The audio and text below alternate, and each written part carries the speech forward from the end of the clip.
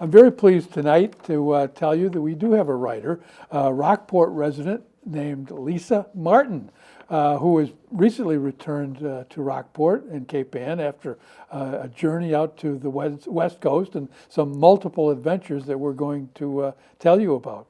Lisa Martin grew up in Worcester, went to school in Western Massachusetts for a time at Simon's Rock as a young girl of 15, and then later went to become an English major and graduated from Wellesley, a little closer to Cape Ann. She lived here for 20 years before taking a break to Seattle and along the West Coast and to Mexico for 8 years, and we're lucky enough to have her back now since the summer of 2011.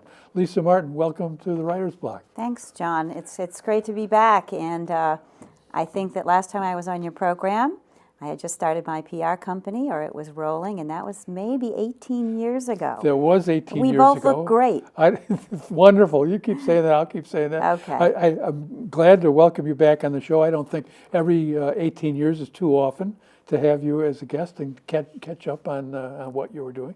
You mentioned just now the PR firm. Yes. Tell us, what is the name of that firm? Well, I started a business, over 25 years ago, Martin and Company, and really dove into being a full-service business writer and communicator. And I think that's what we talked about last time, how to effectively use marketing communications to market your business, create a brand, tell your product story, and I still do that.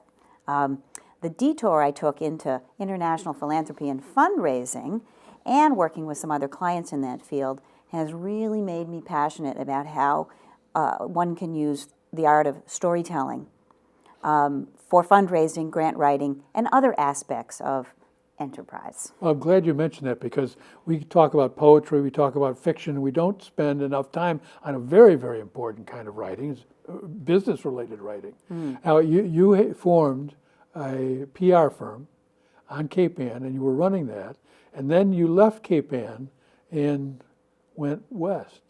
I did. Tell us about that. I did. Well, 11, 12 years ago, I went to Zihuatanejo, Mexico for a vacation. Say that again? Zihuatanejo. And we know this name from the end of the Shawshank Redemption, right?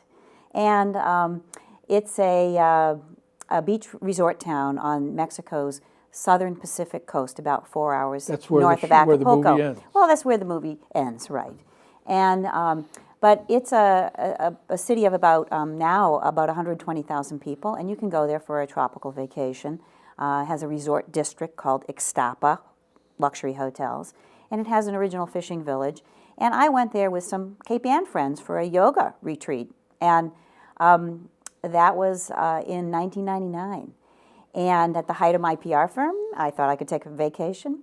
And so anyway, I took a photograph, and it's amazing how a photograph can tell a story. I took this photograph on that vacation. This is from the 1999? This is from 1999. I'm going to hold this up. I can see if our cameraman, our excellent cameraman, and our director can get it. Alex is our cameraman. Our director is Andrew Love. I'll hold that against my chest so it doesn't shake. And if you could indicate to me, Alex, if that's showing up well, it is. And so this was taken in 1999. 1999, and it's little children on the beach in Zihuatanejo going from beach restaurant to beach restaurant, selling chiclets. They actually have a name for these kids, chicleros. Chicleros. And there are thousands of them, throughout Mexico and other countries as well.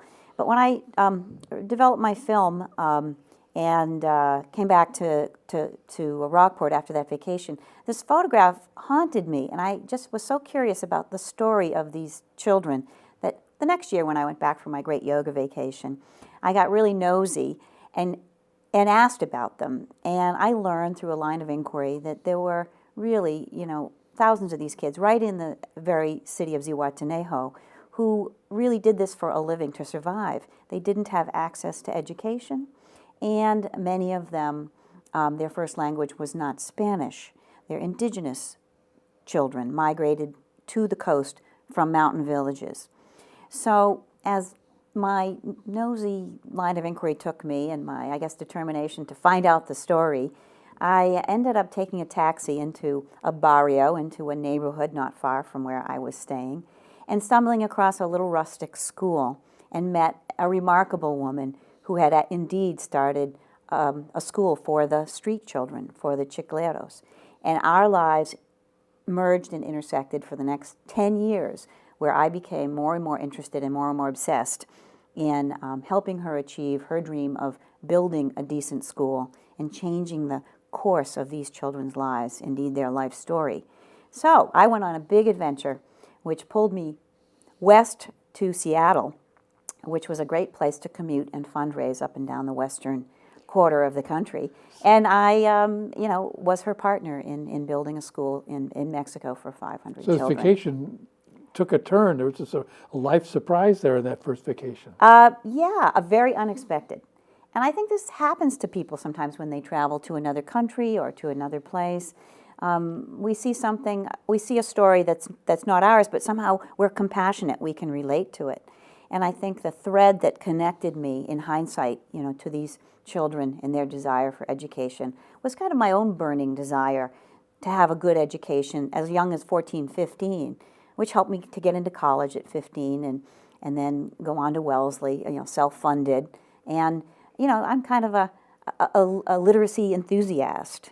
So here I had a chance to really dig into it. And it was an amazing, amazing journey. And there's a book in the works. So 18 years from now, I'll come back and even sooner, and we'll share my Should be my our book. 40th year then. Yes, right. I want to make sure I get the historical topography here. You had a successful firm here in Cape Ann, as you still do. Right. And you took a vacation to Mexico, and that led to you moving to the West Coast to fundraise.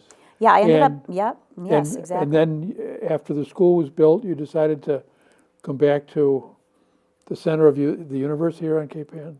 Something pulled me back. I'm a Yankee at heart, and I love Cape Ann. I mean, it's a beautiful community. And so, the journey took me kind of full circle. Who knows where I'll go next? Hopefully I'll stay here and write my book. And, I've certainly had great good fortune, thanks to a nice newspaper story in the Gloucester Times, about my journey that has let people know I'm back and that I'm still doing fundraising and PR work. And many local businesses, including some clients in Boston, have used me. And it's great. I think the gift of fundraising and storytelling and helping other nonprofits tell their story about which they're passionate in a way that creates financial success for them or helps fulfill ambitions is a very special gift that I discovered that I have. And so it's a practical gift. You're very enthusiastic. It's a practical gift, but it's also a production gift, making it happen, whether it's an event, a good brochure, a great campaign, coaching board members, finding the message, finding the theme, and then, most meaningfully, telling the stories of the people that they might be assisting. And that's always really, really important, sharing whose lives your work is changing, letting them speak their story is fun too and important. This interests me. You went to Wellesley and you said you're an English major, and then define yourself more broadly though as a communicator. Right. Because communication is much bigger than one language or the verbal part of a language. How did your taste for English and literature move into or expand into this broader communication career that you've had? Excellent question. I think I have great compassion and I'm a good listener and a good problem solver. And so when I decided to leave the short career I had in the corporate world of high tech right after college, because that's where all the jobs were in the 80s, I was really enchanted by the business of public relations and building relations through effective written and visual communications, advertising and marketing. So I got pulled in that direction. But there's still no substitute for, well-written copy, powerful words, a good speech, the right way to present yourself in language, whether it's paper or verbal. So it segued that way. And I'm an avid reader, and I journal every day. and I write for fun, and I go to writers' workshops for fun. I had the great pleasure of studying with Natalie Goldberg about 2 years ago in Canada, of all places. And so, I like to hang out with writers. It's my tribe. So you still retain that taste for literature that you had at Wellesley. My bedside table is towering with books. Are you a few years behind? In what? In your reading. And my bedside table is, I've got about 5 years worth of books, and I pile on another year every 6 months. I have a lot of catching up to do. Because in a lot of my moving, I had to give away a lot of my books. My library has shrunk to, maybe my favorite 120 books, when, of course, it was much, much, much, much bigger. But books come back to you, and so I'm even rereading Hemingway and a few classics, because there's nothing like reading good writing to inspire your own writing or your own thinking. I think that's interesting. I reread too, and if it still talks to you 10, 15, 20, 30 years after you first read it, it really draws your respect more. Hemingway does that, I think. Yes, yeah. Tell us, I was intrigued by the phrase you used, writing good copy. What is, and I want to talk about business writing, because we don't give that its real due. What's writing good copy in the business world mean? Well, there's many types of copy, but there's no substitute for a good headline, right? And a good headline in an ad or on an invitation, or even a vocal headline in a TV commercial, gets you to listen more. It's almost like a good book title or book jacket design, right? You want to open it up and find out what's in there. So I'll just share. Here's an example, I am doing this project for a client in Boston that's a sailing center, and so we chose a headline and a theme for this fundraiser: all hands on deck, a celebration of sea and spirit. And so if you It's catchy. It is. Yes, and the graphics make you want to open it and see what's in. And it has kind of a nautical and kind of a nationalistic, patriotic feel to it. So the cover, simple, clean, has a curiosity factor. You want to go inside and see. And then if you open it up, and then there's some really exciting graphics in there: a sailboat and stars, a mission statement that really is carefully crafted on the left. What is this organization doing? How are they changing lives? On the right, a list of interesting people and activities that are going to be at the event. There's got to be something on that menu you're going to like that may want you to, buy a ticket or attend. Exactly. So, you're doing this as CEO of Martin. Right. What did you do in this? Did you write all the copy? Did you design? Did you photograph?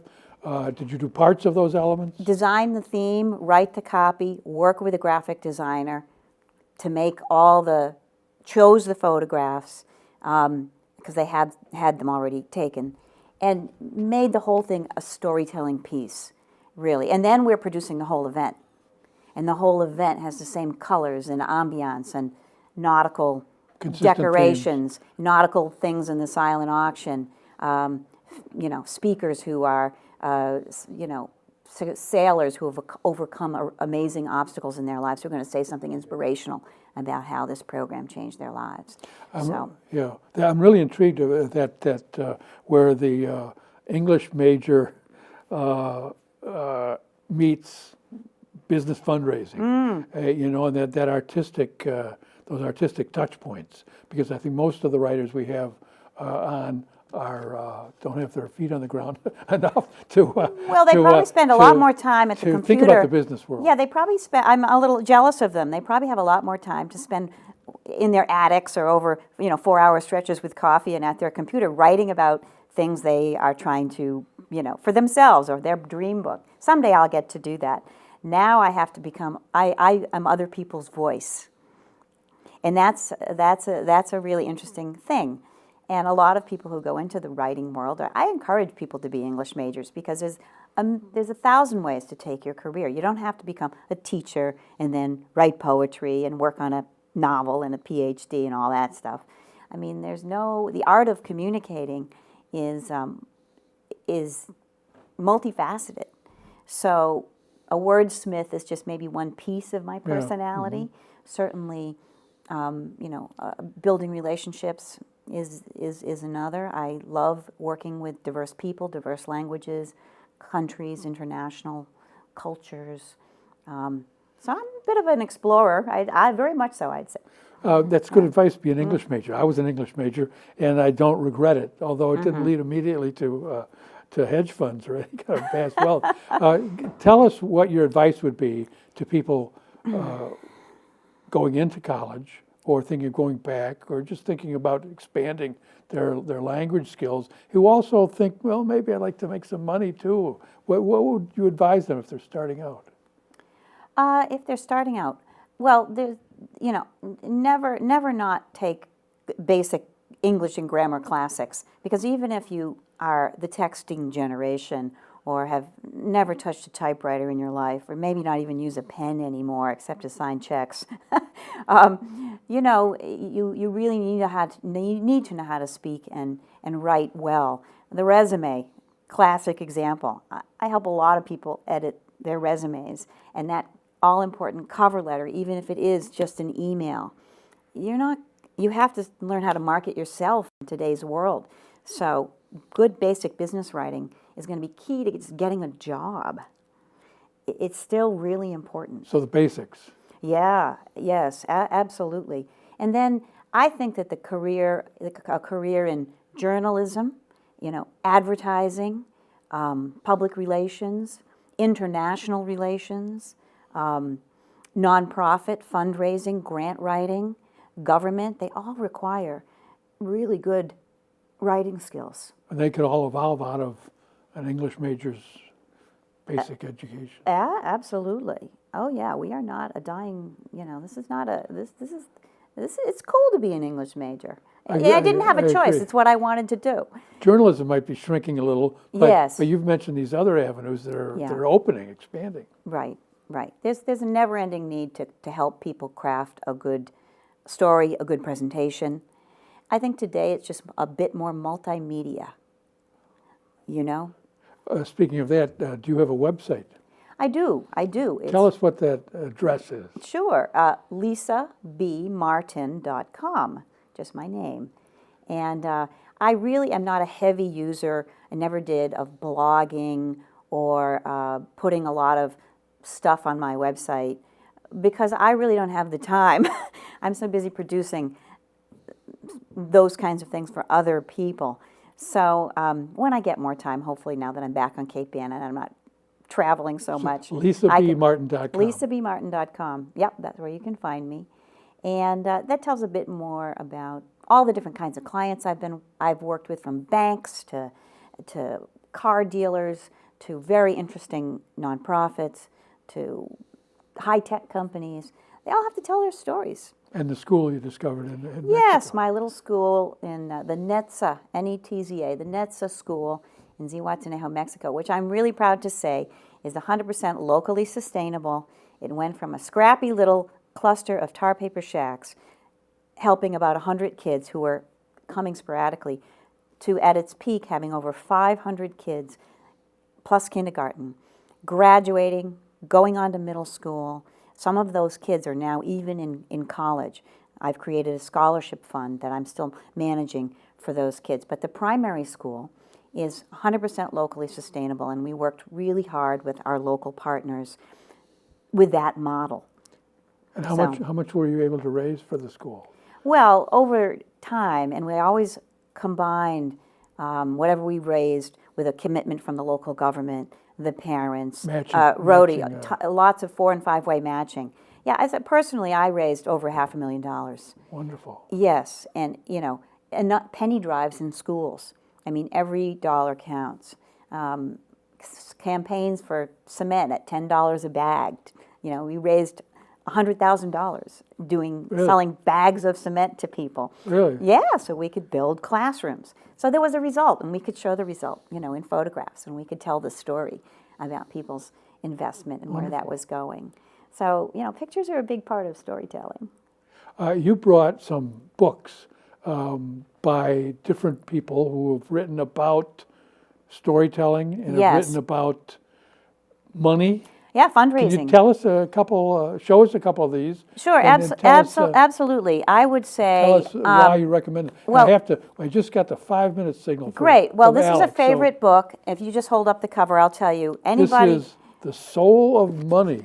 by Lynn West. Lynn Twist. Oh, Twist. Lynn excuse me. Twist. Lynn was a great mentor of mine. I took several of her workshops. But when I was gifted her book, her own story about how she raised millions for the Hunger Project and her journeys all over the world helping all kinds of women and people of need, and also working with some of the richest entrepreneurs and business people in the world.